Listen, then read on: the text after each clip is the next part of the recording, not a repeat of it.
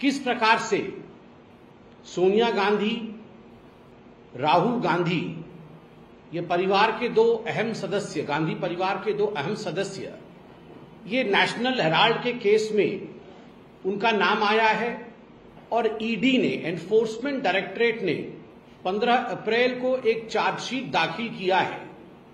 आज परत दर परत, लेयर बाय लेयर, बहुत ही साधारण भाषा में, ताकि आम जनता समझ सके कि आखिरकार सोनिया जी, राहुल जी ने क्या गड़बड़ी की है नेशनल हेराल्ड केस में, क्यों उनके खिलाफ केस हुआ है, क्यों कोर्ट में उनके खिलाफ सुनवाई हो रही है, और जो प्रावधान है जिसके अंतर्गत केस हुआ है पीएमएलए के अंतर्गत, उसमें अगर ये सिद्ध हो जाता है तो 7 साल तक कैद में रहना पड़ेगा, जेल जाना पड़ेगा।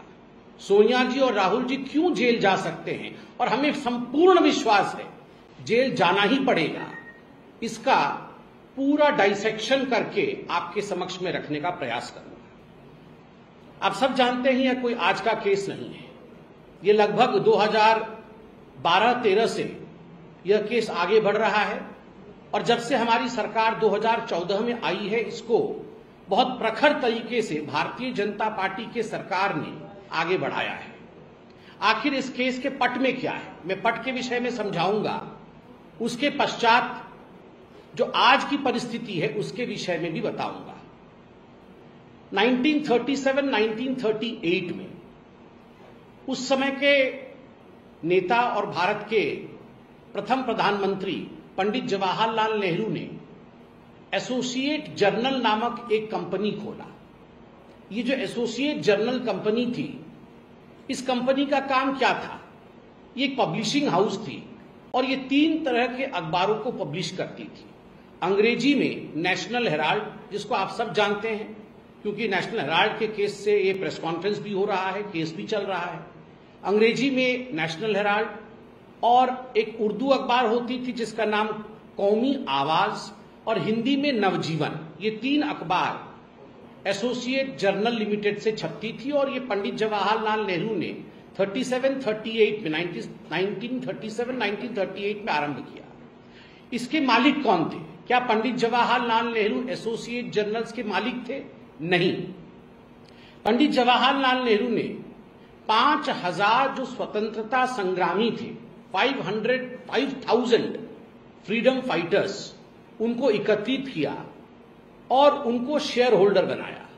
ये 5000 स्वतंत्रता संग्रामी जो शेयर होल्डर बने, और शेयर होल्डर बनने के बाद उन्होंने यह कंपनी चालू किया। इसलिए यह कंपनी नेहरू जी की बपौती नहीं थी, यह कंपनी नेहरू जी के परिवार की कंपनी नहीं थी, यह इन शेयर होल्डर्स की कंपनी थी जो फ्रीडम फाइटर्स थे।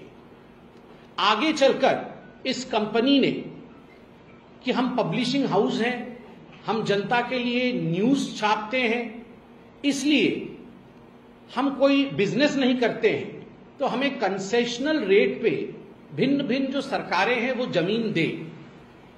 इस प्रकार का आवेदन रखा और 1956 में नॉन कमर्शियल कंपनी के रूप में एस्टैब्लिश हुई कि हम कमर्शियल एंटिटी नहीं है। उसका नतीजा क्या रहा? उसका नतीजा यह रहा कि देश भर के, उस समय तो प्रधानमंत्री पंडित जवाहरलाल नेहरू थे ही, स्वाभाविक रूप से उनका एक इन्फ्लुएंस था। देश भर के सभी राज्यों ने प्राइम लोकेशंस पे एजेएल को, एसोसिएटेड जर्नल लिमिटेड को, क्योंकि एक नॉन कमर्शियल एंटिटी थी, उसके नाम पर उन्होंने प्राइम लैंड पे बहुत बड़े बड़े जमीन नॉमिनल रेट पे, 2 रुपए 1 रुपए के दाम पे, भाव पे, इन्होंने देश भर में जमीन दिया। लखनऊ के प्राइम प्रॉपर्टी पे, मुंबई के प्राइम प्रॉपर्टी पे, दिल्ली में तो आप सब देखते ही हैं, बहादुर शाह जफर रोड में सबसे बड़ी बिल्डिंग नेशनल हेराल्ड की ही है। इस प्रकार पूरे देश के हर कोने में लगभग ऐसी 100 प्रॉपर्टीज है जो नेशनल हेराल्ड की प्रॉपर्टीज है। पूरे देश में ये प्रॉपर्टीज एक्वायर की गई और ये अखबार छपने का काम चलता रहा। धीरे धीरे नेशनल हेराल्ड कोई पढ़ता नहीं था।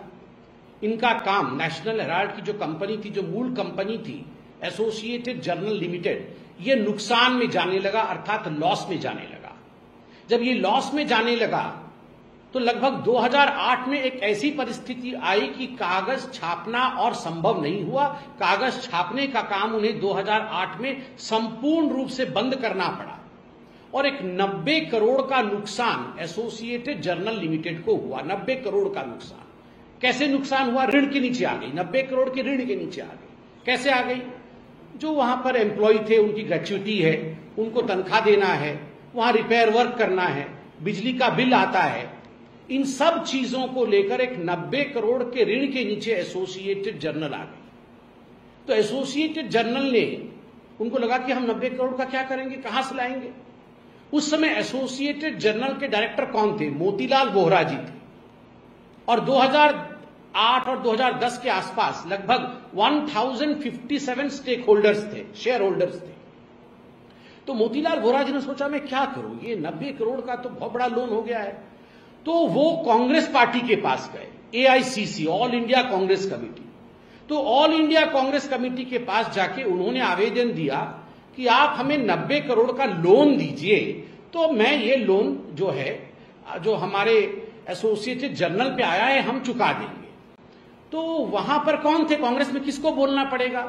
कांग्रेस में सोनिया जी और राहुल जी। उस समय सोनिया जी अध्यक्षा थी और राहुल जी जनरल सेक्रेटरी थे। तो मोतीलाल जी गए और उनको बोले कि सोनिया जी, राहुल जी, बड़ा ही गड़बड़ हो गया है। तो सोनिया जी, राहुल जी ने कहा क्या हो गया मोतीलाल जी? ना, अरे वो एसोसिएटेड जर्नल लिमिटेड जो दादाजी ने आरंभ किया था, उनकी कंपनी तो नहीं है, मगर आरंभ उन्होंने किया था आप लोगों के बचाव के लिए।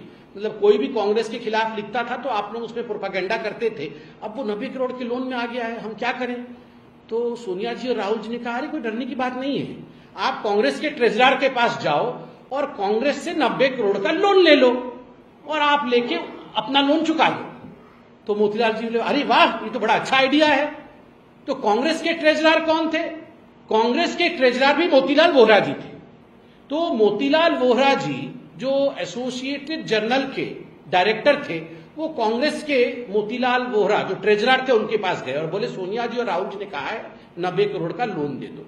तो 90 करोड़ का लोन दे दिया गया। मोतीलाल वोहरा जो एसोसिएटेड जर्नल के थे लेके चले गए, मगर समय के साथ वो लोन चुका नहीं पाए। और कहां से लोन चुकेगा? कोई तो नेशनल हेराल्ड पढ़ता नहीं था, अखबार छपना बंद हो गया था। तो उसी समय 2010 में ये एक और कंपनी खोली गई। ये जो कांग्रेस पार्टी है, कांग्रेस पार्टी के कुछ सदस्यों ने एक और कंपनी खोली। उस कंपनी का नाम था young India limited. Young India limited. उसके 4 सदस्य थे। कौन कौन थे? सोनिया जी, राहुल जी, ऑस्कर फर्नांडिस और मोतीलाल वोहरा। तो सोनिया जी के पास इस यंग इंडिया लिमिटेड के 38% शेयर थे और हमारे राहुल बाबा के पास इसके 38% शेयर थे। अर्थात दोनों को मिलाकर यंग इंडिया लिमिटेड के कुल मिलाकर शेयर 76% के हो गए। जिसके पास 51% शेयर होता है वो मालिक होता है। ये बेचारे ऑस्कर फर्नांडिस और मोतीलाल वोहरा जी के पास 24%, 24% के शेयर थे। तो मालिक बन गए मां बेटे। सोनिया जी और राहुल जी 76% शेयर पकड़ करके, शेयर होल्डर बन करके यंग इंडिया के मालिक बन गए। अब ये यंग इंडिया एक कंपनी खुलती है तो उसमें कैपिटल इन्वेस्टमेंट होता है। उस कैपिटल को लेकर आपको कंपनी खोलनी पड़ती है। तो यंग इंडिया कितने की कंपनी थी? 5 लाख की कंपनी थी। 5 लाख निवेश किया गया और उस कैपिटल एक्सपेंडिचर से यह कंपनी खड़ा किया गया जिसका नाम था यंग इंडिया। अब 5 लाख कहां से लाए, कहां से लाए? बहुत चिंता पड़ गया सोनिया जी, राहुल जी की, हम 5 लाख कहां से लाए? तो उन्होंने एक कंपनी से लोन लिया, 1 करोड़ रुपए का लोन लिया और वो कंपनी का नाम डोटेक्स इंडिया कंपनी थी। ये डोटेक्स कंपनी से लोन लिया। आप सोचिए 5 लाख रुपए के लिए 1 करोड़ का लोन लिया है। बाद में पूछताछ में मालूम पड़ा कि ये जो डोटेक्स कंपनी के मालिक हैं, उन्होंने ईडी को कहा कि हमारा काम तो गोरख धंधे का था, हम तो ब्लैक मनी को व्हाइट करते थे और वही पैसा हमने राहुल जी को और सोनिया जी को 1 करोड़ और कोई कोलैटरल नहीं, ऐसे ही एक गिफ्ट के रूप में हमने लोन दे दिया। इस लोन का कोई डिटेल नहीं कि कोलैटरल दिया, कैसे दिया, ऐसे ही एक लोन दे दिया, एक अंडरस्टैंडिंग में लोन दे दी। उसमें से 5 लाख की कंपनी खोली और बच तो बहुत सारा गया, 95 लाख तो बचा हुआ है 1 करोड़ में से। तो यंग इंडिया ने एक सुझाव दिया। यंग इंडिया में मोतीलाल वोरा जी भी थे। तो राहुल जी और सोनिया जी ने बुलाया मोतीलाल वोरा जी की, मोतीलाल जी जरा सुनिए।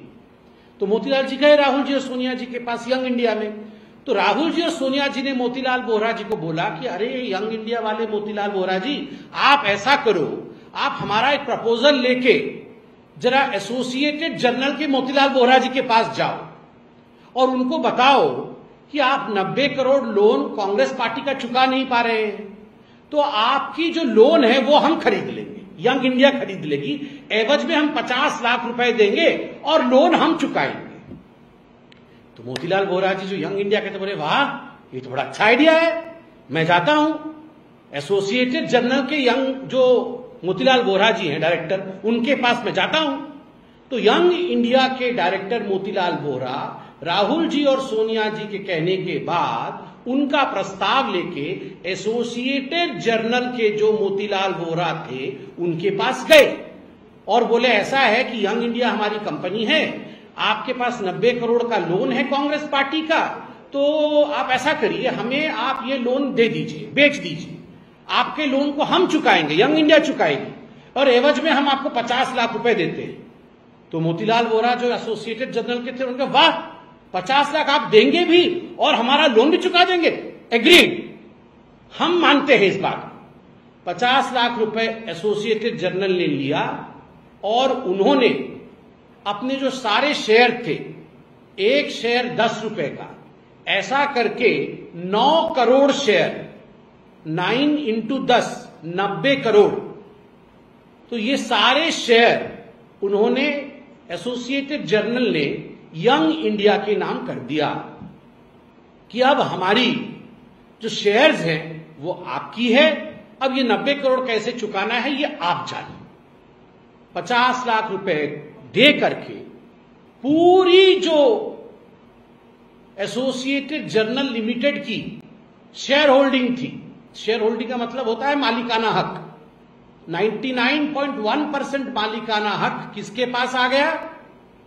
वो यंग इंडिया के पास आ गया। मात्र 50 लाख में 5000 करोड़ की प्रॉपर्टी, दिल्ली के प्राइम लोकेशन पे प्रॉपर्टी, लखनऊ के प्राइम लोकेशन पे प्रॉपर्टी, मेरठ में प्रॉपर्टी, आपके जहां जहां जाओ वहां वहां प्राइम लोकेशन पे, भोपाल में प्रॉपर्टी, हर जगह इनकी प्रॉपर्टी थी। जब ये शेयर ट्रांसफर हुआ 99.1%, ये सारा का सारा जो प्रॉपर्टी है वो यंग इंडिया के पास और उनके अधीन हो गया। मात्र 50 लाख, और वो भी डोटेक्स इंडिया से लेकर ये बन गए मालिक। 5000 करोड़ के मालिक कौन बना? जिसके पास 76% शेयर था, मां और बेटे। और ये मोतीलाल वोरा जी चहुदिक दिशा में थे। ये डायरेक्टर एजेएल के भी हैं, ये डायरेक्टर यंग इंडिया के भी हैं, और ये ट्रेजरर एआईसीसी के भी हैं। अब उसके बाद जब यंग इंडिया मालिक बन गई तो जो कांग्रेस के मोतीलाल वोरा जी थे ट्रेजरर, उन्होंने कहा कांग्रेस पार्टी जो 90 करोड़ लोन हमने दिया था एसोसिएटेड जर्नल को, हम उसे माफ करते हैं, वो लोन वापस करने की आवश्यकता नहीं है, माफ। 90 करोड़ का लोन माफ कर दिया राहुल जी और सोनिया जी के कहने पर। प्रश्न उठता है, प्रश्न नंबर 1, क्या एक पॉलिटिकल कंपनी किसी और एंटिटी को लोन दे सकती है? क्या कांग्रेस पार्टी यंग इंडिया को, क्या कांग्रेस पार्टी एजेएल को इस केस में जो 90 करोड़ का लोन दिया, क्या ये जायज है? कांग्रेस पार्टी एक पार्टी है, चंदे पे चलती है, लोग देते हैं, बैंक नहीं है जो लोन देगी। कैसे लोन दिया? नंबर 1। नंबर 2, वही लोग तीनों जगह हैं, क्विड प्रो को, वही सोनिया जी राहुल जी यहां मोतीलाल वोरा को बोलते हैं, वही सोनिया जी राहुल जी लोन माफ कर देते हैं, वही सोनिया जी राहुल जी 5000 करोड़ की प्रॉपर्टी हड़प लेते हैं। तो इस प्रकार से ये जो पूरी हड़पाई हुई है, मैं तो आज से आप लोगों को अपील करूंगा, इसको आप चोरी या भ्रष्टाचारी मत कहिए, ये सरेआम डकैती है, डकैती। पहले हम हिंदी पिक्चर में देखते थे, घोड़े पर बैठ के डाकू आते थे, ऐसे बंदूक लेके, बंदूक नहीं राइफल, बड़ा बड़ा बंदूक लेकर आते थे, और कोई भी बाहर खड़ा हो गोली मार करके पूरे सरेआम दोपहर को दिन में आते थे और गोली मार करके उसकी प्रॉपर्टी हड़प लेते थे डाकू घोड़े पे बैठकर। और मॉडर्न डाकू तो यही है, ये तो डकैती है। ये सरेआम नाक के नीचे एक कंपनी बना करके 50 लाख में 5,000 करोड़ रुपए हड़प ली है। बस इतना ही फर्क है कि सोनिया जी, राहुल जी घोड़े पे बैठ के नहीं आए और राइफल पकड़ के नहीं आए, बाकी तो पूरी डकैती ही है।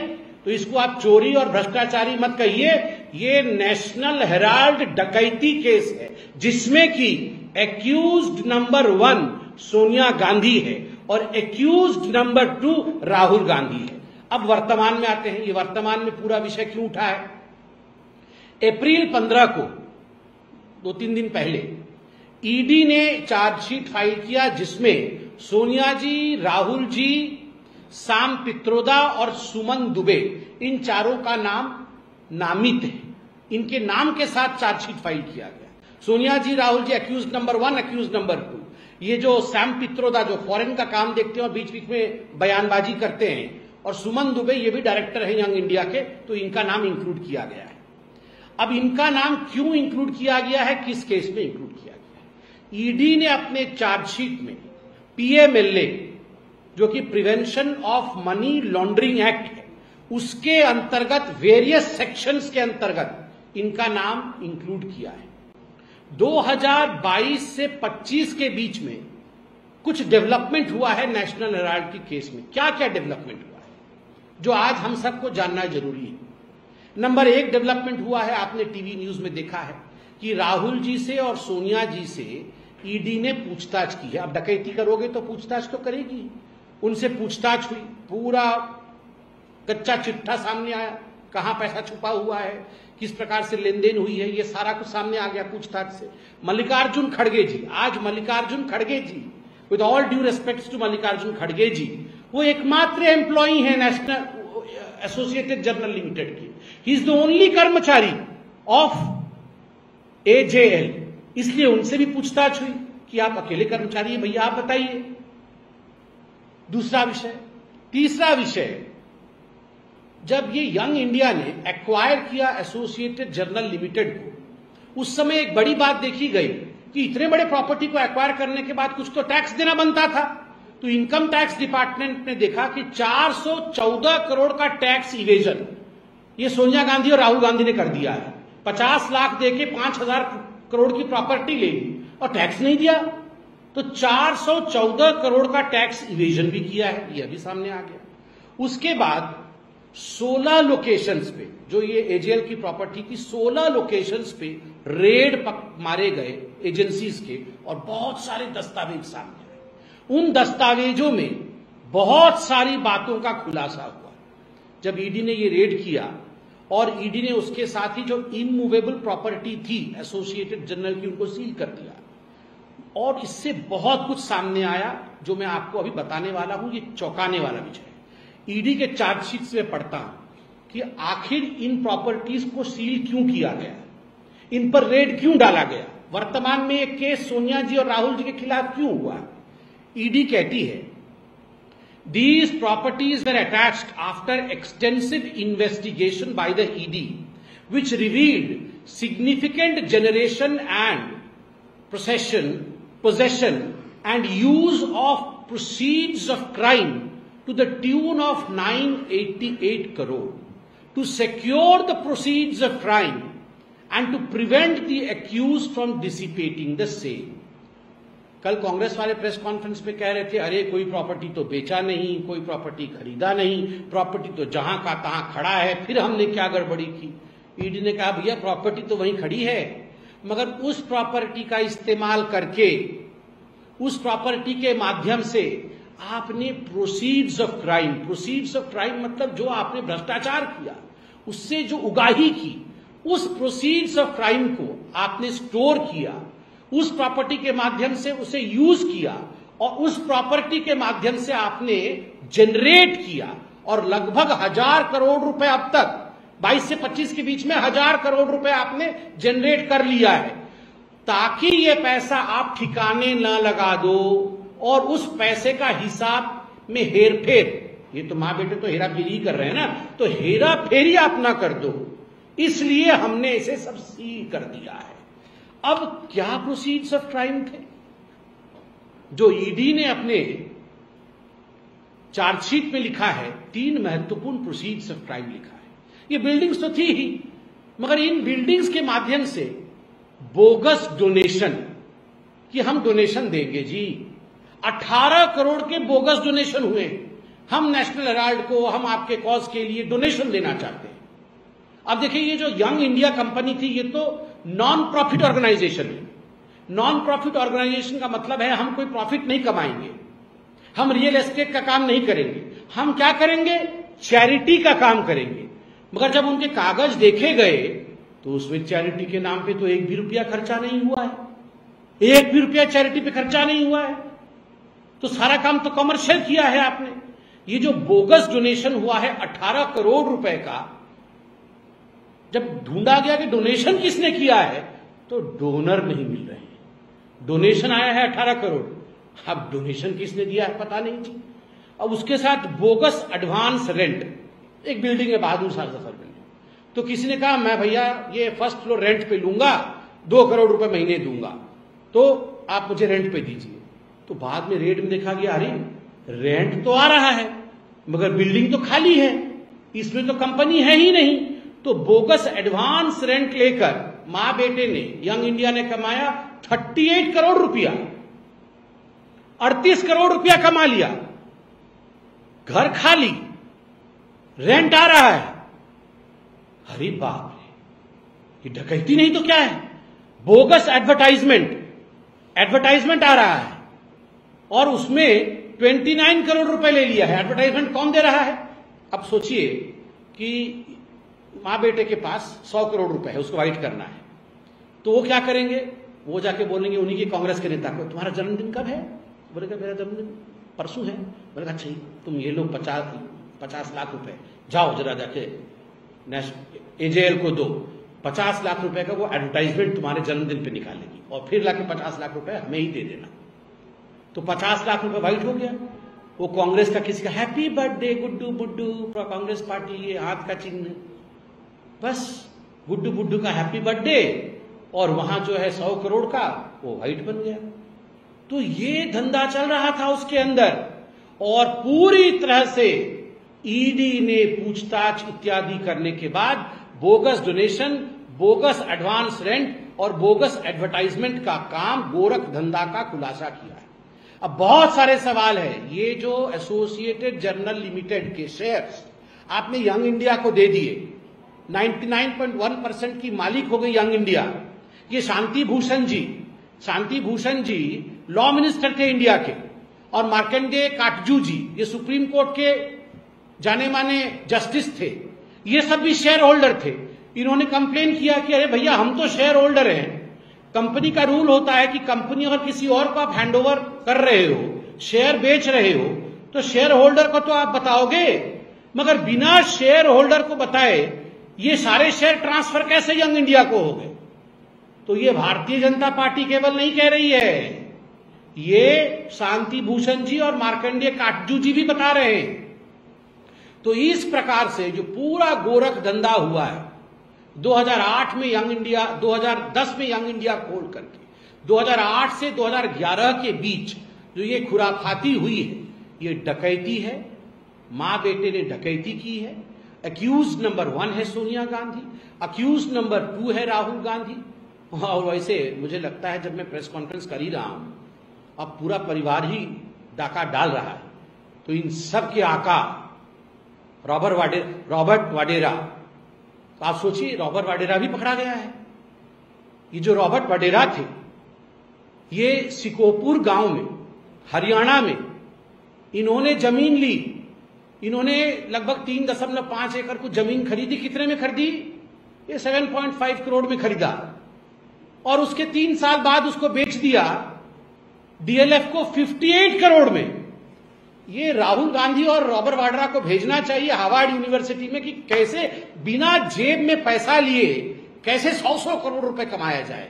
ये दोनों बता सकते हैं, पढ़ा सकते हैं। आप बताइए 7.5 करोड़ रुपए में जमीन खरीदी और बेचा 58 करोड़ में, और बाद में मालूम पड़ा कि 7.5 करोड़ भी नहीं दिया था। डीएलएफ को बेचा था, डीएलएफ के ही पैसे को लेकर के 50 करोड़ डीएलएफ से लिया था, उसमें 7.5 करोड़ फिर डीएलएफ को दे दिया और फिर 58 करोड़ में डीएलएफ को बेच दिया। ऐसे कैसे हुआ? क्योंकि वो लैंड यूज चेंज किया, लाइसेंस नहीं था वहां कमर्शियल प्रॉपर्टी बनाने की, तो डीएलएफ को कई 100 करोड़ रुपए खर्च करने पड़ते। भूपिंदर हुड्डा जी उस समय कांग्रेस के मुख्यमंत्री थे, उनको देने पड़ते। उन्होंने कहा ये हुड्डा जी पे खर्च क्यों करूं, दामाद को ही पकड़ लेता हूं, पूरा परिवार तो यही काम कर रहा है। तो उन्होंने दामाद को पकड़ लिया और दामाद ने बोला तुम मुझे 50 करोड़ दे दो, मैं तुम्हारा लैंड यूज चेंज कर देता हूं। 50 करोड़ लिया, 7.5 करोड़ वापस किए, 50 करोड़ जेब में, लैंड यूज चेंज, बल्ले बल्ले। यहां मां बेटे 5,000 करोड़, या दामाद बोले मैं भी पीछे क्यों रहूं, मैं भी 50 करोड़। आप सोचिए, यहां तो 5,000 और 50 करोड़ की बात ऐसी हो रही है जैसे हम कहीं बैठ करके 10-20 रुपए का चाय पी रहे हैं। ये गांधी परिवार की ये सेंस ऑफ एंटाइटलमेंट, और ये सोचते थे डाका डालते जाएंगे और भारतवर्ष चुप रहेगा, उल्टा है। और आप ये सोच रहे हैं ऐसा नहीं होने वाला है। वो समय बीत गया जब आप सत्ता में थे और आपको लगता था कि ये देश आपकी बपौती है। ये नेहरू जी भी सोचते थे, ये आप भी सोचते हैं। अब ये देश आपकी बपौती नहीं है, गरीबों का है यह देश, और जिसने गरीबों का पैसा लूटा है वह अक्यूज नंबर 1 हो या अक्यूज नंबर 2 हो, जेल तो जाना ही पड़े। हरियाणा के जो इलेक्शन खत्म हो गए, ये दामाद जी तो का पूरा केस तो हरियाणा में था, वहां तो धूल चाट गए कांग्रेस वाले। उस समय तो ये केस नहीं चल रहा था। और देखिए, इलेक्शन इस देश में हमेशा चलते रहेंगे। मैं तो बोल रहा हूं कांग्रेस पार्टी को, अगर उनको इसमें डाउट हो रहा है कि इलेक्शन के कारण रेड हो रही है, तो 1 नेशन 1 इलेक्शन लाने दीजिए।